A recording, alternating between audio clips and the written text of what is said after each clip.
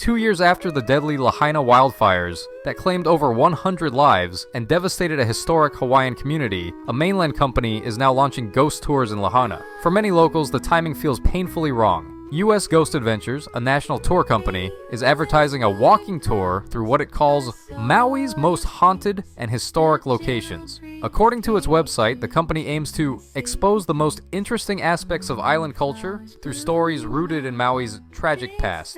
But for residents of Lahaina, those tragedies aren't old legends. They're still unfolding. Kiha Kaina, who lost his father Joseph Lara in the 2023 fires, says the tour feels like a personal attack. It hurts all of us, Kaina said. It's a slap in the face to the people of Lahaina. Though the company insists their tour has absolutely nothing to do with the wildfires or any recent events, Kaina and many others say it's still too soon. The pain in Lahaina isn't in the past, it's present, raw, and very real.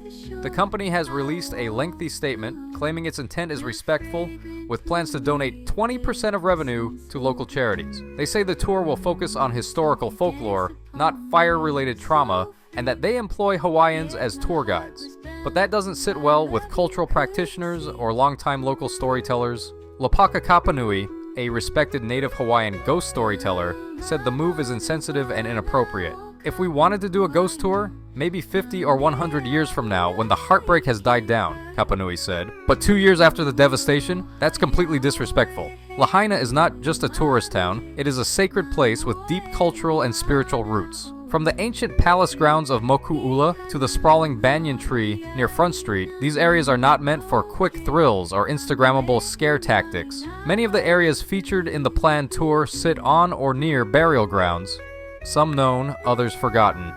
Kaina points out that places like the banyan tree, or locations tied to King Kamehameha, are filled with ancestral energy and spiritual importance.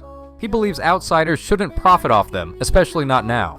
There's so much that's been lost here, not just buildings, but generations of families, culture, and stories, Kaina said. And now people want to sell ghost tours on top of that? It's too much. U.S. Ghost Adventures claims its tours have existed on Maui prior to the wildfires and that they're the victims of a smear campaign by competitors. They say threats have been made against their staff. But locals argue this isn't about competition, it's about cultural respect and timing. This controversy highlights a larger issue in Hawaii: how outsiders commodify and profit from sacred spaces and painful histories without truly understanding or respecting them. Even if the tours don't directly mention the fires, the mere act of hosting ghost tours in a town still grieving the recent deaths of real people feels exploitative to many. Ghost stories are not new to Hawaiian culture. In fact, they're deeply rooted in oral traditions passed down through generations. But when those stories are told by companies with no ancestral ties to the land, and packaged as entertainment for tourists, the cultural context is often lost, and so is the respect. There's also the question of kuleana, or responsibility. Who gets to tell these stories? Who benefits from them? And who decides when it's the right time to speak, or to stay silent?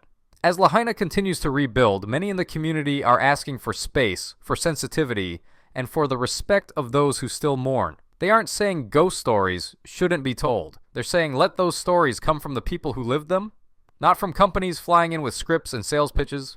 Hawaii has always been a place of deep spirituality, layered history, and sacred land. It deserves more than a headline tour. It deserves reverence. In the words of Lopaka Kapanui, not everything is meant to be shared. Not everything is for sale, especially not now.